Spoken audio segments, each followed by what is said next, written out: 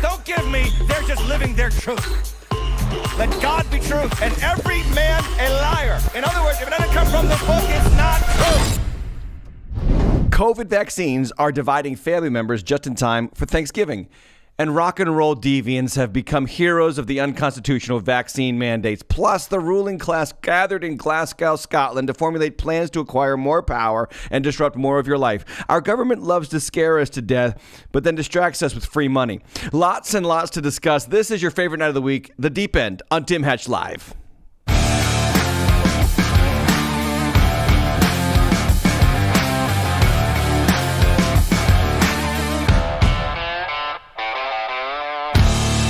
Welcome, everybody. Tuesday night, 7:30. It's The Deep End, and I'm so glad that you are here. And tonight we have so much to talk about, but I want to open up by saying, did you like last week when we talked about the inflation stuff and how to navigate through? Would you let me know in the comments? Do you like that? Did that help? Was that a benefit to you?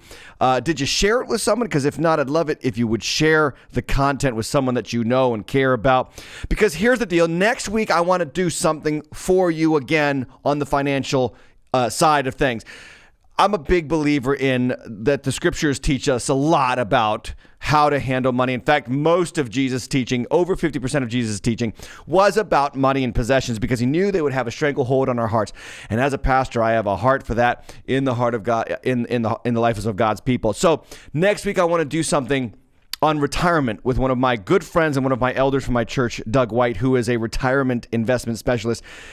And I want to do a segment called The Top 10 Mistakes People Are Making About Retirement. They are from him. I asked him to give them to me, but I didn't want to just leap into it this week. I wanted to give you guys a chance to tune in and get hyped up about it next week. And maybe you know somebody who needs to hear the content. Tune in next week for the top 10 mistakes people are making about retirement. And then a question and answer, probably live again. And I think it's perfect because it's right before Thanksgiving, which is right before Black Friday, which is right before overspending on the holidays. And what better time to talk about not overspending, but thinking long-term about your life and retirement than next Tuesday night. So join me next Tuesday night as we talk about retirement with my friend Doug White. Would you like that content? Let me know in the comments below. Did you appreciate last week's content? Let me know in the content below. Lots to talk about, though, tonight on Season 5, Episode 9 of The Deep End. I've been saying this for a while now, and it's the reality of the times we live in. There is a pandemic within the pandemic, and the pandemic within the COVID pandemic is a pandemic of division. This is the question for you guys tonight. Have you lost a loved one or, a close relationship at least with someone that you love because of the pandemic and because of the politicization of the pandemic? That's my question tonight. So have you lost someone close to you? Have you lost a close relationship because of all the politicization of the pandemic? I know that in my church that I pastor, we've lost about 30% of those people who were part of us before the pandemic. About 30%. Some are still trickling in from the pre-pandemic days, but a lot of people left. And yet the funny thing is that the offerings have never been higher in our church, which tells me everything that I need to know about those who left. But there is a growing divisive culture today, unfortunately, in our world. And it reminds me of the scriptures. Proverbs 6:16 to 19 says this: there are 6 things that the Lord hates. Okay, 6 things that the Lord hates. And the 7th one, it says here, is an abomination to him. What are those 6 things? Well, it says it there. Haughty eyes, so pride. A lying tongue. Okay, so lies, of course. Hands that shed innocent blood. You could say abortion. I don't think there's any more innocent blood than the unborn. A heart that devises wicked plans, feet that make haste to run to evil, a false witness who breathes out lies, and one who sows discord among brothers. One who what? Look at it again. Sows discord, brings division between brothers, between family members. God hates division. Let me say it again. Actually, no. Let me not say that. Let me say what the text actually says. I'm going to put it back up just so we're clear. It says that God hates the one who sows division, the one who divides family members. And you're probably saying, I thought God loved everyone. Well, evidently the Bible doesn't say that. I know God generally loves the world, but there are people that divide and sow discord that God hates. God hates. God is after those people. Because you know what? Discord brings exactly what the enemy wants for your life, which is isolation. If the devil can divide you, he can isolate you, and you versus the devil on your own is a losing battle. You need a brother in arms, a sister in arms to fight with you, pray with you, right? Go to battle with you in the spiritual realm. And listen, guys, I have friends who are on the opposite side of me about a lot of the issues of division in our country. Politics, who should be president, who should be elected, the vaccine mandates, the veracity of the vaccine. You know, I got people that I'm related to, that I'm friends with, and we are in disagreement about these things, but we have held on to our relationships. And it's amazing to me, though, that the people that I know that have cut off relationships are the people who are on the side of pro-vaccines, pro-vaccine mandates, you know, the people who are pro all the stuff that we kind of like had to go through this last year about the government becoming more and more intrusive in our lives. And it's kind of funny that the ones who cut people off are many times the ones who were tied in with those who claim to be so tolerant and loving and caring about people. So we got to get to a conversation about this, because you're being programmed by those in charge. They are the ones sowing discord among us. Let's get into a segment of the Deep End that I love. It's called the Deep End Commentary. When you don't know what to do, or what to believe, when you need commitment to truth, turn to the Deep End Commentary. So the Deep End Commentary tonight is the Divide and Conquer Circus. And I was watching, scrolling my social media feed, and I landed upon this excellent video by a comedian named Jim Brewer. And I watched the video, and now he has me looking up ticket prices for one of his local shows in my area. I won't play the video because I fear copyright infringement, but he talks about two things that I refused to comment about on this show, which I believe they're somewhat important, but I didn't want to talk about them because they're flooding my Twitter social media feed, and I just didn't want to talk about them because they're kind of divisive. Those two issues are Kyle Rittenhouse and his innocence or guilt, and Aaron Rodgers feigning that he was vaccinated and then getting COVID and saying he wasn't vaccinated, but he took ivermectin and because of Joe Rogan.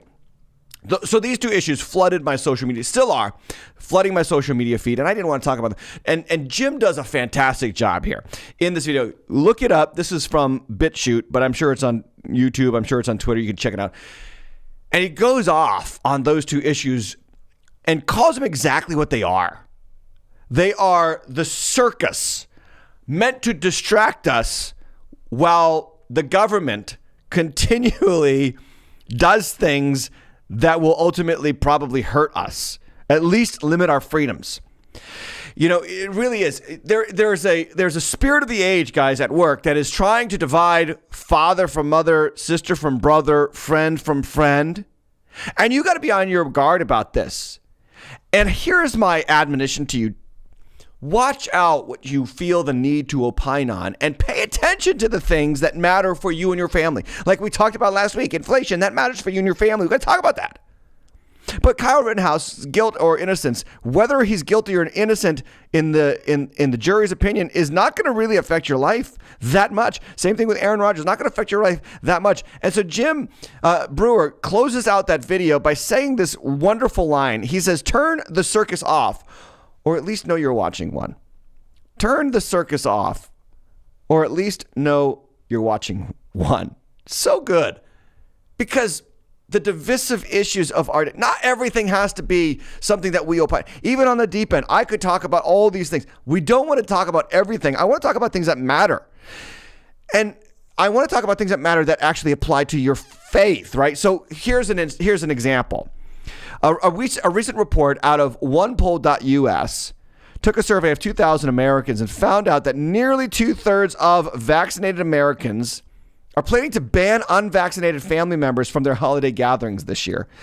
So 67% say they cannot go home for the holidays without being vaccinated first. And 6 in 10 have cut off, these are vaccinated people, have cut off unvaccinated family members from their life. This matters. This I will opine on. Do you know why? Because you need family. You need friends. You need community. And we're letting this virus and now the vaccine further divide us. And imagine just telling a family member that because you didn't get a shot, that so far, according to the facts, according to the CDC, so far, the shot, number one, won't stop you from getting the virus. Number two, won't stop you from spreading the virus. And number three, only might alleviate hospitalization in some cases, while carrying all kinds of potential side effects like myocarditis and other problems with inflammation of the heart. So you didn't get that shot, and I'm cutting you off as a family member in a time in which loneliness and isolation are already at all-time highs in our Western context. Mind you, a shot for a virus that has a 99.7% recovery rate. The pandemic within the pandemic continues to be division. And I want to give you another example. This from the rock and roller Gene Simmons from KISS. He says to the anti-vaxxers or unvaccinated, quote, "You are the enemy." This is Gene Simmons. So he said these words literally, "You are not allowed to infect anybody just because you think you've got rights that are delusional." So he's picking out the anti-vaxxers or the unvaxxed here. And you'll probably notice that I have not revealed on this show whether I am vaccinated or not, because it's my business, not yours. And I have revealed that I'm not anti-vax either. I've got many vaccines in my body.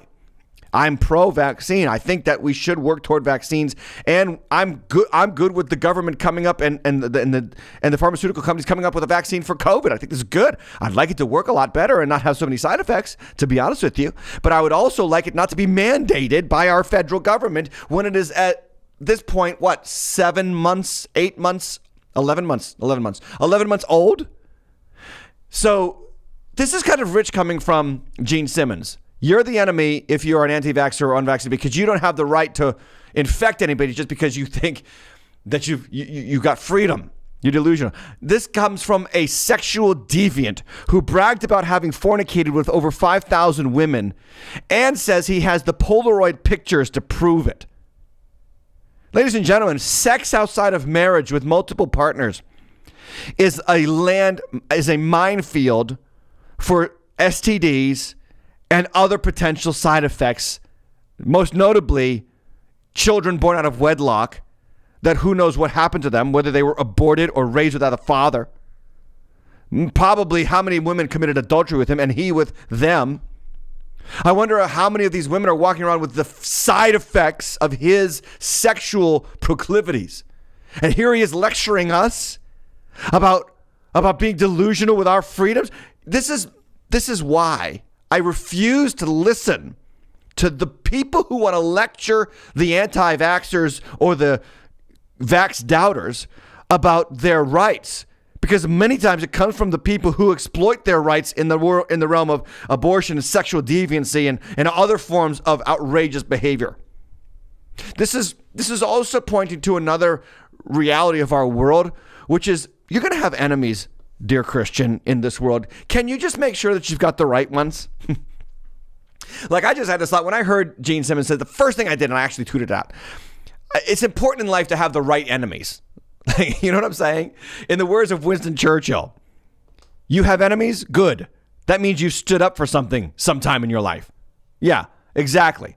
Like Luke chapter 6:26 has always been a great blessing to my life, where Jesus says, "Woe to you when all people speak well of you, for in the same way their fathers did to the false prophets." In other words, I love to translate Luke 6:26 like this: if everybody likes you, you're probably not following Jesus. Because the false prophets in Jeremiah's day and Isaiah's day, they were loved by everybody. But the ones who were outcast, Isaiah, Jeremiah, Micah, and others, those who were hated in their day are now honored in our day. You know, it's like this. You picture the entire world's population, the world's, and by that I mean those without Jesus. Christians, listen. Those without Jesus are like a crowd of people stampeding toward the edge of a cliff.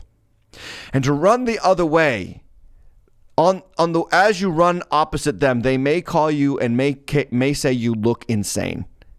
But in the end, you're the one that's probably going to be standing.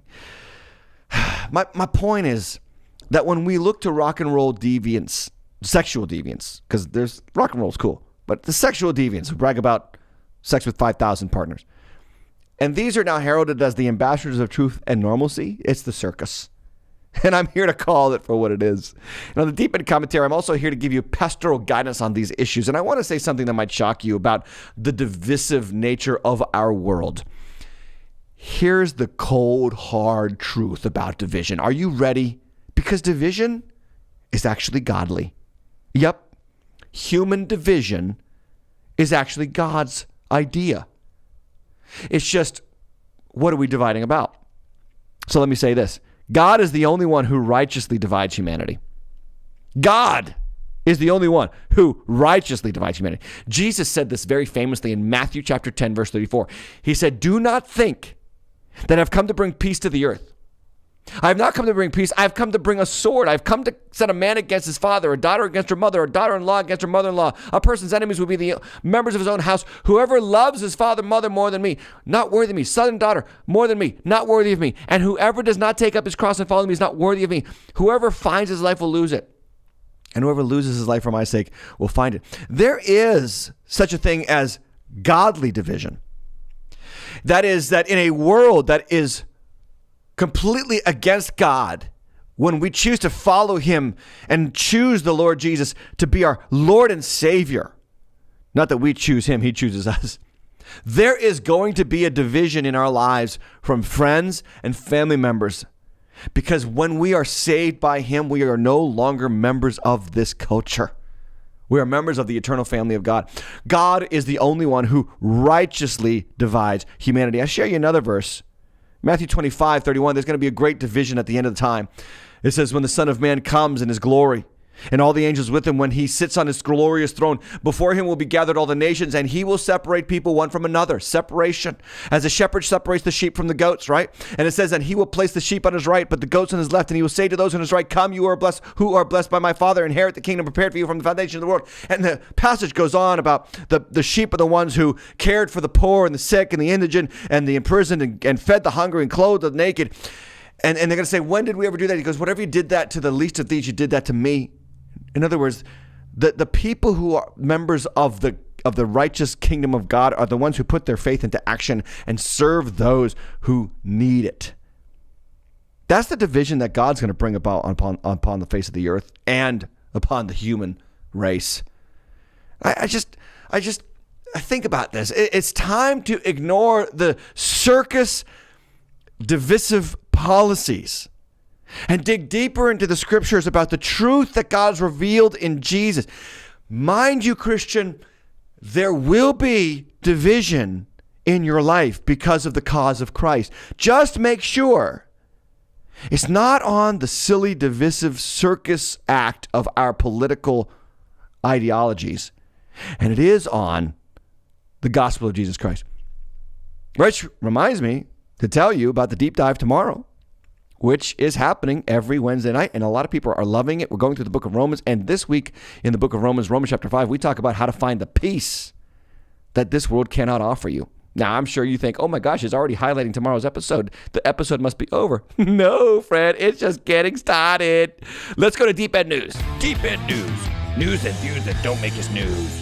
So I'm humbled to say this, but President Joe Biden has totally backed up your humble correspondent on the Deep End this past week. Remember last week on Deep End News when I shared this, that when the government gives you free money and people quit over these vaccine mandates, it creates a labor shortage that increases. That it creates a supply problem, which creates a higher prices for goods problem. And usually those higher prices are on basic needs, like gasoline, where I saw yesterday with $7 a gallon in California. What are those people doing, for heaven's sakes? And when the basic needs prices goes up, guess who suffers the most? The poor. The poor suffer the most when basic needs prices go up. And guess what, ladies and gentlemen? You're not going to believe this. You're not going to believe this. But Joe Biden agrees with me 100%. From Yahoo News, they reported this. Biden administration admitting and undermining his own administration by expressing shock at gas prices. Quote, did you ever think you'd pay so much for gas? He literally said that this week. He literally said what I said to you guys last week, that when the government gives you money, prices go up. Watch this. And the irony is people have more money now because of the first major piece of legislation I passed. You all got checks for $1,400. You got checks for a whole range of things. If you're a mom and you have kids under the age of 7, you're getting $300 a month. And if it's over 7 to 17, you're getting $360 a month, like wealthy people used to do when they get back tax returns. It changed people's lives. But what happens if there's nothing to buy, you got more money, you compete for getting it there, it creates a real problem. So on the one hand, we're facing new disruptions to our supplies. At the same time, we're also experiencing higher demand for goods because wages are up, as well as people have money in the bank. From where? And because of the strength of our economic recovery, American families have been able to buy more products. Well, with more people with money buying product and less product to buy, what happens? What happens? The supply chain's the reason. And the answer is you guys. I'll get to that in a minute. But what happens? Prices go up. He literally repeated what I said last week. I'm honored. I'm humbled and I'm honored. Thank you, Mr. President, for backing me up 100% from last week. You see, what's going on here is the government, and this administration at least, is literally trying to buy your distraction. The distraction of silly, divisive circus act politics stuff and free money. It reminds me of something. It reminds me. I was going to go to this later, but I'm going to go to it now. It reminds me of a great scene in the movie Gladiator, where Emperor Commodus has just initiated or reinitiated the Gladiator Games. You ever see this movie? It's a fantastic movie with Russell Crowe. And two senators are talking about the fact that his answer to Rome's problems is games. And these two senators, Gracchus and Falco, Gracchus says, fear and wonder are a powerful combination. To which Senator Falco says, you really think that people are going to be seduced by that, the games and the distraction? And Gracchus responds, I think he knows what Rome is. Rome is the mob. Conjure magic for them and they'll be distracted. Take away their freedom and they'll still roar. The beating heart of Rome is not the marble of the Senate, it's the sand of the Colosseum. He'll bring them death and they'll love him for it. You know what? Replace death with free money. And you've got the modern issue we're going through right now with inflation and with the problems of our culture. But again, Biden totally backed me up, and it's not looking good for him, even as he gives us free money, because his job approval has fallen off a cliff. He's now at, this says 41%. I read one poll that said 38%. And interestingly, he is at the same number, percentage-wise, of approval that Trump was at this point in his presidency. Think about that. The last two presidents, back-to-back presidents that we've elected, have both plummeted in approval in a matter of months from their inauguration. Now, this either means that we Americans literally suck at picking presidents, or we are so fussy that no one can satisfy us anymore. Anyway, I digress. I don't know if I can say that Biden is failing at all. I think he's doing what he's supposed to do. He's distracting you from the fact that government is doing something far more problematic for you. It's reaching into your life further and further. And the problem with governments is they never give up power and they can never give up money. And the more we just let this happen, the more we're going to suffer for it in the long run. Like gas prices. So his press secretary, Jen Psaki, was asked about the rising gas prices. And she said this: our view is that the rise of gas prices over the long term makes an even stronger case for doubling down on our investment and focus on clean energy options. Now, this also brings up another issue that we need to be aware of. And I want to bring truth to this issue. I don't want to just opine on politics. I want to bring truth to something. Because what she's talking about is that we need to focus on clean energy, which fine, that's fine. We should focus on clean energy. But manipulating gas prices, or at least kind of celebrating, or not celebrating, but being okay with poor people suffering because they can't pay for gas is okay because we want to make sure that people have a more, vested interest in us investing in clean energy options. Why? Because why? Because of the global climate crisis. Now, she said this while the global COP26 climate summit was happening in Glasgow, Scotland last week. I don't know if you tuned in any of that stuff. I hope you ignored it like you should. But this is the biannual event where millionaires fly in on private jets to talk about how much you need to stop doing exactly what they are doing more and more. That is using fossil fuels. And if you don't stop doing that, then everybody dies in 12 years or 8 years, depending on which congressman you talk to. Now, I've reported on this before, and it's very important that you hear this. Climate alarmism is, again, this tool of government to take more control from your life. I have reported on this before, but it bears repeating right now because this is nothing new. In fact, I've got articles to prove it to you. This is from the New York Times, Sunday, August 10th, 1969. The title of the article, 1969, Foe of Pollution Sees Lack of Time. Now, the fountainhead of all of this climate alarmism is a guy named Paul R. Ehrlich. Sorry. He is a professor at Stanford University, and he talked about this in 1969. Look what this quote from him says in this article from the New York Times. Quote, "We must realize that unless we are extremely lucky, everybody will disappear in a cloud of blue steam in 20 years. That's not the only one. I'll give you another example. This is another article from the New York Times. Dire famine forecast by 1975. And this is, again, Los Angeles. It's already too late for the world to avoid a long period of famine, a Stanford University biologist, that's Paul Ehrlich, said on Thursday. Time of famines is upon us and will be the worst and most disastrous since 1975. He said the population of the United States is already too big. This is a common argument of the climate alarmists. Too many people. Birth control may have to be accomplished by making it involuntary and putting sterilizing agents into staple foods and drinking water, and that the Roman Catholic Church should be pressured into going along with it. I mean, this is insanity that has been in place in the culture for 40, 50 years. This is from the Boston Globe. Look at this article. Scientists predicts a new ice age by the 21st century. This is an article from 1970. Quote, air pollution may obliterate the sun and cause a new ice age in the first third of the next century. So I guess this is supposed to happen any time now.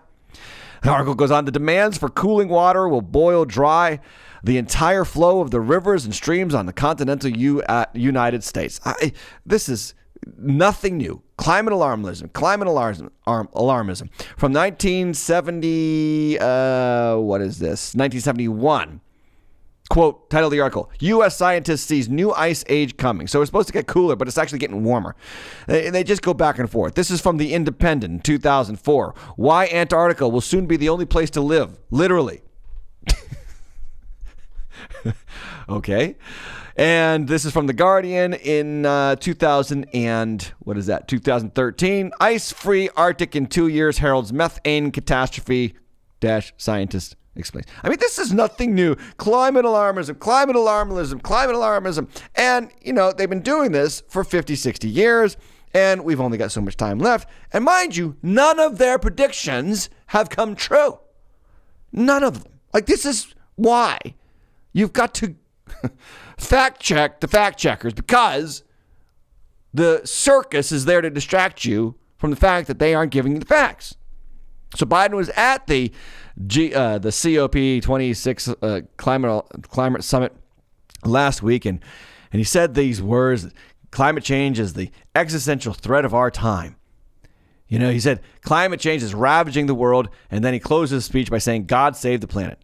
And the chairman of the event called for the end of all drilling, mining, and digging. Why? He said, because we are digging our own graves. Man, these guys are just sunshine on our days, aren't they? All this has led to a ton of fear in the country, as 70% of Americans are experiencing climate change anxiety and depression. The London Times reports that 1 in 7 people under the age of 35 have decided not to have kids because of climate fears and overpopulation fears. Overpopulation. Now, I already referenced that. Let me show you a graphic. This is a graphic that I found online about the global population density. Just look at this. You could probably see the outline of the continents there on the screen, but you can also see that there's a lot of stinking land left concerning where the people are living and where they're not living. Like, look at the central areas of South America, even the central areas of North America. Now, I understand this is Sahara and the north central areas of Africa. It's inclement weather. You can't live there. But South Africa, southern Western Africa, Australia is basically completely empty. No wonder why they can lock everybody down and treat them like prisoners. There's hardly anybody there. But this is the world global population density. And if you listen to the fear-mongering climate alarmists, they'll have you convinced that the world is too populated. No, it's not too populated. It is too populated where they all live, in the city centers and in the universities where they all get to echo chamber each other about how we're going to die in 12 years. Yeah, it's too populated in New York City, in the 2 by 12 mile section of that one small area of New York where 11 million people live. Yeah, I agree. It's too populated there. But this is the heart of man, right? This is the heart of man from Genesis chapter 11. What do? Mankind doesn't disperse as God said to. Mankind coagulates around one central location, tries to build a tower up to the heavens. That's what every city's been doing since the dawn of time, trying to tell God that we can do it on our own and you don't need to be part of our lives anymore. And that's why I told my church a few weeks ago, watch out for the disillusionment that the city's going to put on you and your children. Watch out for what you do with the education of your children. Because these cities have ultimately become the echo chambers of alarmism about a reality that, unfortunately, ladies and gentlemen, our government can do nothing about. But before we get to that fact, let me just tell you that the climate alarmism was so alarming that our president slept through it. This is a picture of him sleeping at the summit. Oh, and just in case you were wondering, the New York Times actually had the honesty to admit in their journalism that the climate summit's own carbon footprint will be substantial. Not just substantial, it was actually double the previous year's summit. So all the people gathered in Glasgow, Scotland, who are lecturing you about the fact that you need to change your lifestyle or the earth is going to burn up in the next 8 years, are not even following their own belief system. In fact, they're going in the opposite direction. And as a taxpayer, that should alert you. It should also tick you off. The governments of this world distract you with the circus, give you more money as prices rise and hurt the poor, so that they can invade more and more of your life. Now, I do want to, again, pastorally guide you here, because there is such a thing as climate change, and there is, newsflash, a cataclysmic climate disaster that our world, and not just our world, but our universe is headed for. Only it's not caused by us. It's caused by God. I bring you to 2 Peter chapter 3, verse 10.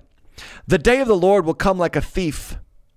And then the heavens will pass away with a roar, and the heavenly bodies will be burned up and dissolved.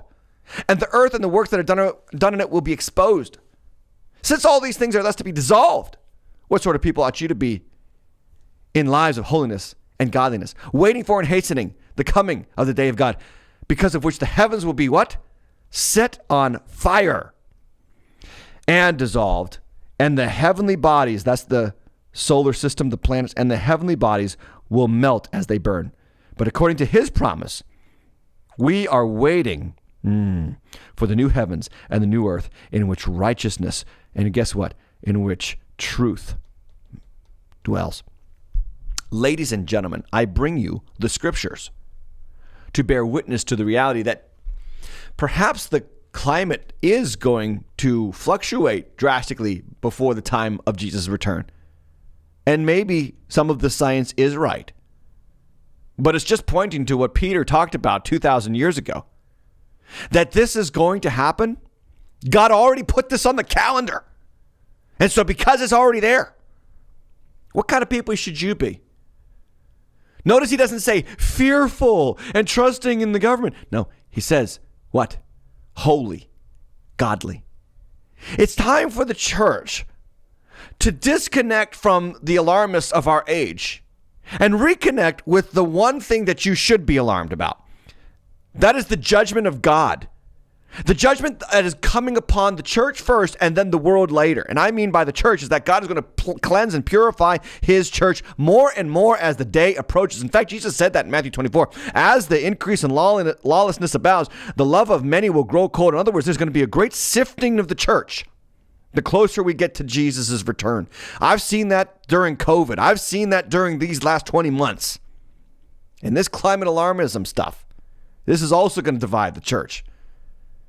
And it is a fool's errand, ladies and gentlemen, for us to think that we little bitsy humans can stop what God has already put on the calendar in the scriptures. No. This stuff is a wake-up call to our faith. This is a wake-up call to our spirits. To be people of God, holy, righteous. And notice he says, hastening that day. How do we hasten that day? We share our faith. We spread the gospel because because when the last person hears the gospel, Jesus is coming.